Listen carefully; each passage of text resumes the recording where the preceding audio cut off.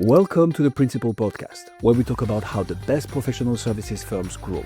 Whether you're looking to scale your firm or learn from the stories of founders and leaders who've done it, you're in the right place. Join us as we interview the best leaders in professional services. Let's get on with the show. Good afternoon, everybody. Today we're on with Ben Craze, the CEO and co-founder of Infinitive Group. Very interesting story behind Ben's background and also the dynamics of what his company does. And we're going to let Ben share that with us during the course of our discussion today. But Ben, I noticed that you have been doing this for quite some time. Engineering technology firm, helps really work in the transport and infrastructure part of the UK and those industries. Share with us how you came about starting Infinitive Group and your background as well, please. Yeah, hi Dennis. Thanks for having me.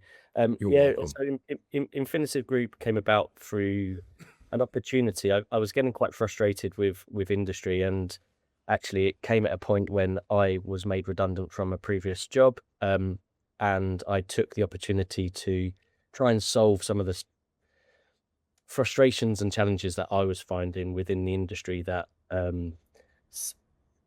failure was always being rewarded. So Okay. organizations being rewarded for not necessarily delivering what they said they could do, would do, and I wanted to really challenge that status quo. So I started really dipping my toe in back in 2014, and then really started to aggressively grow the organization back in 2017 to where it is now. And at the core of our DNA really is about challenging today's practices, doing things, being honorable and transparent, and delivering what we want and feel that the customers need. So not just trying to turn revenue, make profit. It's actually Right. benefit and a difference to our clients and actually delivering on tangible outcomes. So that's really the kind of the core purpose and DNA behind why Infinitive came about. And Okay. the secret sauce of what we've found ourselves playing in is that we operate between the operational know-how of transport, so predominantly railways and train infrastructure. Okay. We've got huge amounts of experience within the company. Excuse me. Probably myself, with 24 years in the industry, but we blend that with deep engineering, technology, and data expertise within the company as well. So having an understanding of actually the pain points and gain points that are required from a day-to-day operations perspective, blended with cutting-edge technology, and where the world in the space that we find ourselves in today with generative AI, we've been using machine learning since the early days of the company, and that's driving better decisions being made by people, but aided by technology. So that's really what we do as an organization. Okay, so when you look at the organizations that you work with and support and provide what you guys bring to the table at Infinitive, what problems are you solving for your customers? Some specific, if you'd like to give an example, or just in general, and why is that important to you, Ben? They typically range from how can they do more with less, and how can they improve performance in a way that's not going to be overly cost prohibitive. So we look at how we can do things better. So utilizing data in a much better way, removing barriers between systems that might not necessarily be talking, and there's data or information that's under arrest in other systems but not necessarily leveraged in other areas. So we go about firstly understanding what is the opportunity, or what is the outcome that the client might want, and that might be, how do I improve my productivity of my teams? How do I reduce my costs in my maintenance budget? How do I improve the reliability of my asset and make it more available? We try and understand what the KPIs and the metrics are first. Okay. Try and look to understand how they currently do things in the today. And then we look to see what the landscape looks like from the technology, the people, the processes, the data. What does that currently look like today? and what's currently being leveraged and what's not being leveraged. And we then look to see how we can go about delivering the difference. And that difference is always linked back to the outcome that they want. Okay, so when they talk with you or you engage proactively with them, trying to get them to realize you could be an asset for them, what are the areas that you see a company, besides their data management and their operational efficiency, does senior management see this and they reach out and say, we need to find somebody? Or do you guys get an introduction and then you try and create with your knowledge, here are areas of deficiency you may want to fix? How does that all come about? It depends on the maturity of the client. And Okay. so in quite mature companies, which we work with both public and private companies. Okay. If it's a quite mature company in their understanding of what they don't know, then we typically have a high level engagement at a senior level, and that can then percolate throughout the organization. Right. But what we also find is you'll have the real key disruptive staff internally that know what they want to do and get frustrated, but are quite an influencer within the organization. And we can jump in at the bottom, the middle, or at the top. And it all depends on where we've got the relationship. Now, because we've been going for so long and we were probably quite ahead of our time when we first started, we've now created a bit of a reputation of being able to solve complex problems, be able to deliver, and always say what we're going to do. And it doesn't always go perfectly, and sometimes we do get we underestimate the complexity and the challenges, but we'll always make sure that we deliver and come good on what we say we were going to do. And that then has led to us having some fantastic use cases for ourselves, but equally word of mouth, networking, and the reputation of Infinitive Group is now getting to a point where people are coming to us rather than us having to go to them. And which is ideal. Yeah, exactly. And now we're at an age where we've got a lot of trade and history. We're now being entered onto framework agreements, so mini competitions come out to us naturally, and we're being successful in quite a lot of tendering opportunities. So we're now in that growth stage and that scaling stage of the SME world. So we're now scaling. We're just about to close our financial year for 25-26, and we would have grown by over 100% in that year. Oh my goodness, that's fabulous. Yeah, you got to feel great about that, Ben. I mean, it's kind of why you do it, right? Yeah, and I think that's all credit to the team, really, because I've got an absolute amazing team behind me, and they're all living and breathing the vision and values that we hold. Good. And that growth is come from an industry that's actually in a little bit of a decline from where we're operating and playing. But I think we're benefiting from the years of the hard yards of the message of this is what we could do better, we could do more effectively, more efficiently, and actually breaking down the silos that the industry currently operates within. Now, when you say, obviously, the public sector, you think of the train industry and engineering, it's probably large companies and or government-owned entities that would be more layered in their decision-making as a general rule of thumb. I mean, you have to go to one person on a committee or maybe another person. You don't necessarily get to the very top person of the first unless you do. And if you do, please share how you do that. But in the private sector, I think it would be, you definitely want to be in the C-suite talking to those people who are the decision makers. Am I correct in the difference between the public and the private? Yes, but at the same time, because of our reputation now, we're actually getting access to the senior leaders as well as the Wonderful. The influence within the organizations. Now, it wouldn't be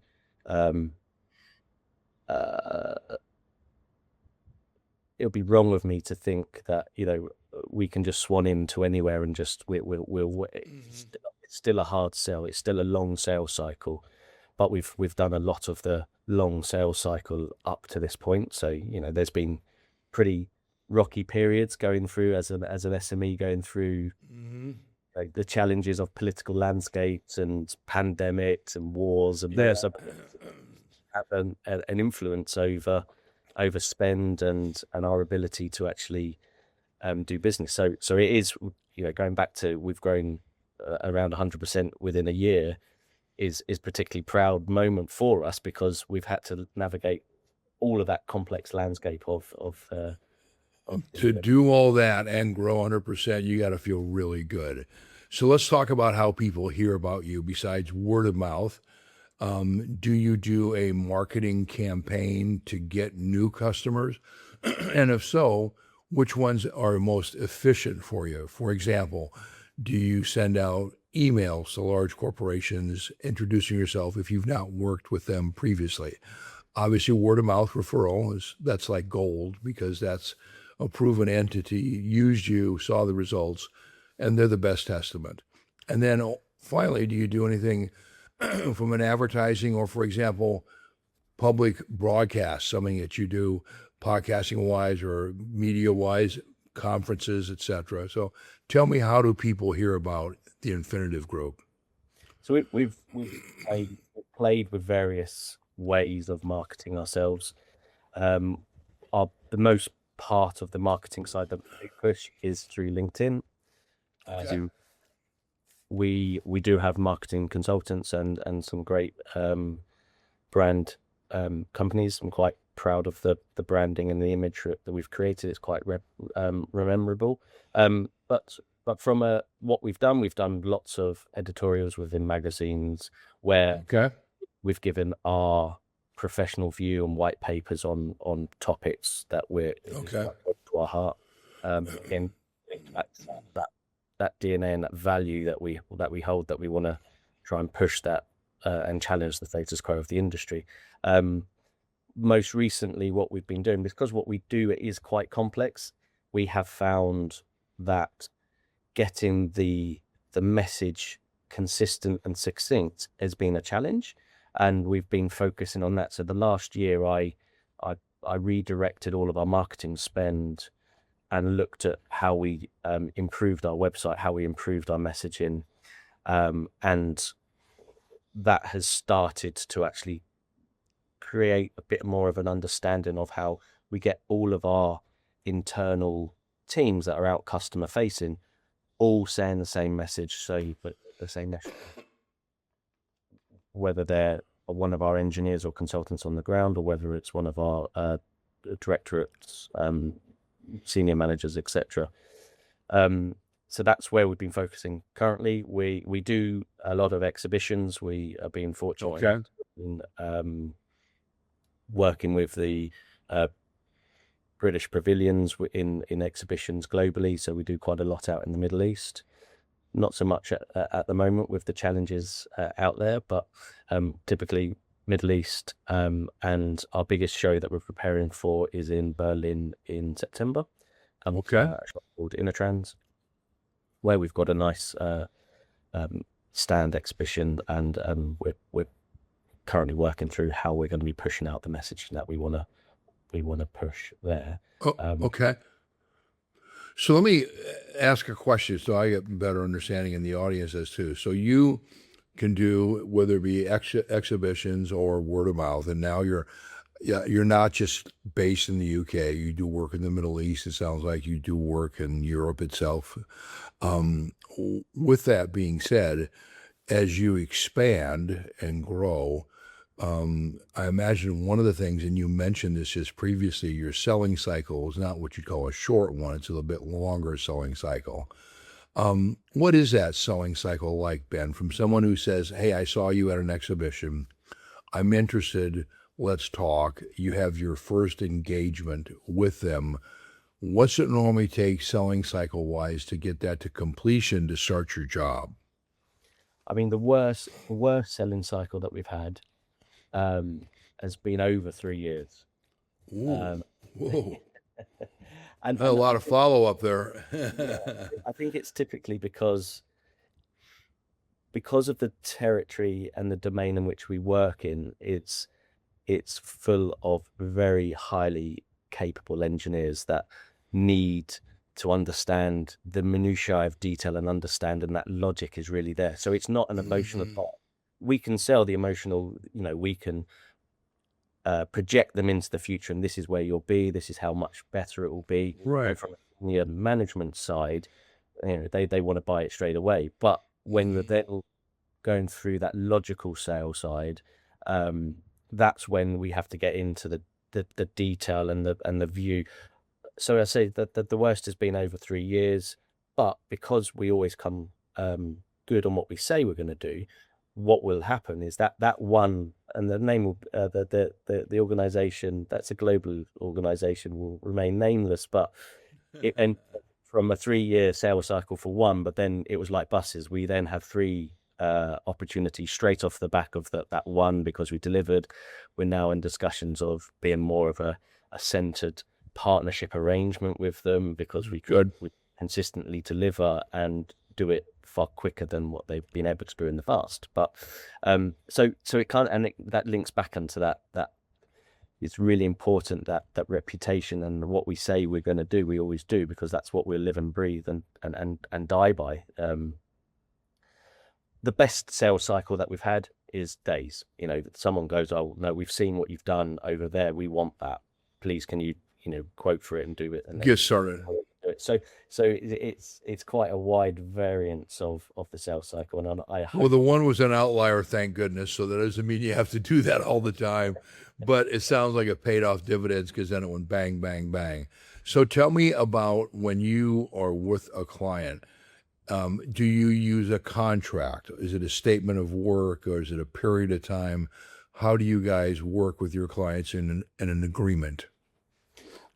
A lot of the time, it's with a contract. If it's a quick piece of work, then we're happy to go with purchase orders and terms and conditions. Equally, we're happy to go on the basis of our standard terms and conditions. But by and large, it's done by contract or framework agreements, which are statements of work underneath and supported by Period of time, 6 months, a year. What are they like? Vary from quite largely 3-month periods of pieces of work. Okay. So years. We've got one contract that we've been working on since 2018, and it's continuing. And every time I think that it's going to finish, it extends. So we like those contracts. Yeah, those are good ones, because you already got yourself in the door. All the requirements from compliance are already been met. Now it's just extending it and extending it. That's great. So when you have customers, obviously you want to keep them. Retention is critical. So execution and performance will keep a client. But if they have personnel change and there could be a new decision maker, that could cause a little ripple on the waves there. What's your strategy to retain clients, even if there is personnel change at your contact level? It's making sure that, again, through that, we're not just talking with words on the relationship side, but the performance it stands out for itself. But then, so when personnel do change, I will, as a co-owner of Infinitive Group, will go and sit and build the rapport and take the time. Okay.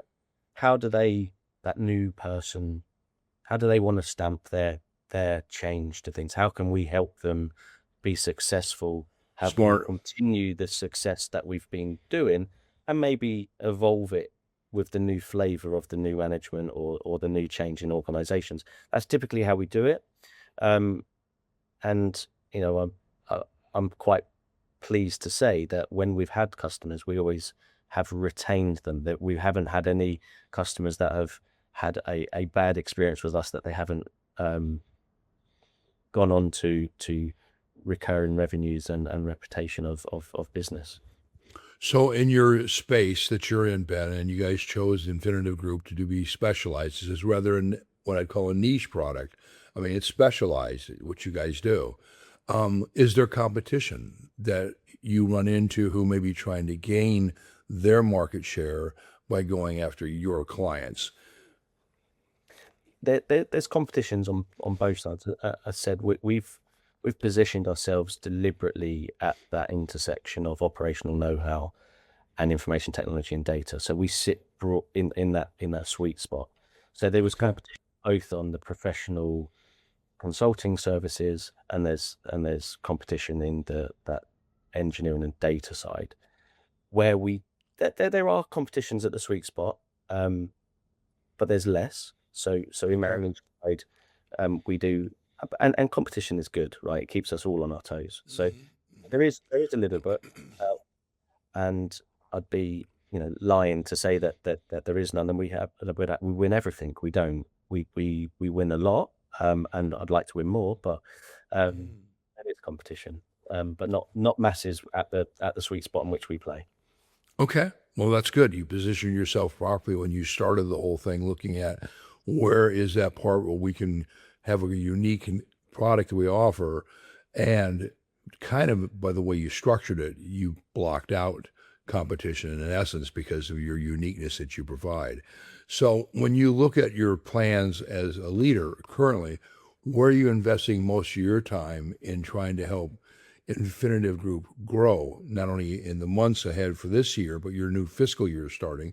So for that year you're going to have, what do you see as your role to help the company grow in market share? So where we're targeting our investment. So we're a consulting business, but I would say we're more of a solutions provider now. So Okay. we are currently building our own hardware and software platforms and development. So I don't want to just leverage people and time. I want to be able to leverage our systems and our software.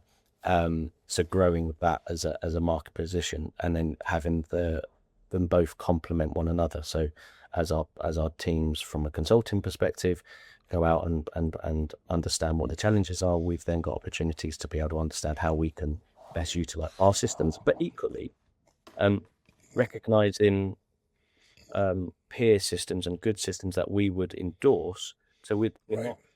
we're not ones that will just go and try and whack a square peg into a round hole. We'd actually always choose the best solution. So that's really that system integration and working on that side is where we've been focusing lots of our energies. Equally, Okay. where we are focusing is on our talent acquisition for the company.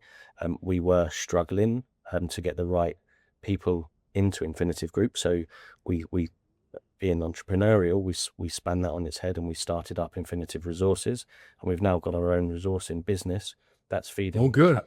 into Infinitive Group, but equally serving the best talent out to our customers as well. So those are two areas in which we're focusing on, growing and continuing our growth on the export side. So we're still big focus on Middle East. We have a Australian business as well, which Okay. I'm keen to grow and reposition that, to make sure that we can replicate the successes that we've had in the UK and Europe, but over in Asia Pacific. And then as we grow out and we mature our directorates, we will then look to see how we can then start to complement what we've done from a transport perspective. Because I agree with you, it is quite a niche area, but it's not too dissimilar to heavy industry and other industries like utilities, facilities, Okay. smart cities, defense. So we can then start to understand how we can then start to replicate that into other sectors, but we also need to make sure that we still have that secret sauce, so we have the knowledge. And that then goes back to that Right. talent acquisition. What separates you probably is your specified expertise so that you can bring to the table something that they know is credible and works and executes. And otherwise, if you start to branch out into new areas, the risk is, and you're smart about doing this, Ben, cautiously, you overextend. And then if you have something that you're doing that's kind of new to you and compared to what you've done previously, there's always a risk that you might mean well, but not execute to the level you're comfortable in. And that hurts if you're trying to expand too rapidly. But it sounds like you guys have got a good forecast for what your future looks like. And more importantly, the role that you have. And so how do you plan on gaining market share when not only in the Middle East, but obviously it's turmoil right now with the whole war condition stuff going on, Europe, and then Australia. You're in Europe, but in Australia, how are you going to grow that? Because there's only one Ben, and you got a co-founder, it sounds like, but you can't be everywhere at once, my man. So how are you going to expand that? And that's where we're maturing our processes and organization from it becoming a bottleneck and it being the founder-led challenges that are we're also taking good advice from the likes of Gartner and other organizations to make sure that we're executing ourselves properly. So, and this is why part of that growth area was around that talent acquisition. Yeah, exactly. Because getting the right people in that have the credibility, have the black books of names and various other things. So that's how we're going to grow that in a credible way that doesn't dilute the success that we've had in the UK so far. Okay. So our 30 minutes just flew by, Ben, and we're done. And I've really enjoyed the conversation. It's been wonderful. And I've learned more than I ever knew before about what's going on in the rail and engineering and some of those key critical areas. But if someone wanted to reach out and get more information regarding you and Infinitive Group, what would be the best way for them to do that? So you can reach out via the website, so infinitivegroup.co.uk, or equally you can find us on LinkedIn. It's the best way to probably get in contact with us. I'm on LinkedIn as well, so Ben Craze. Okay. Me. They're the best ways to get in contact.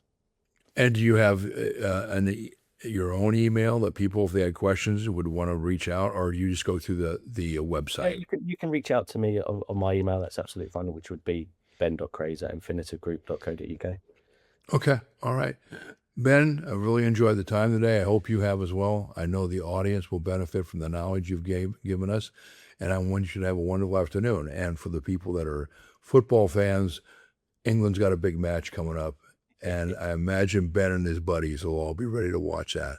Ben, Thank you for your time today. Thank you, guys. Thank you very much. You're welcome. Thanks for joining us on this episode of the Principal Podcast.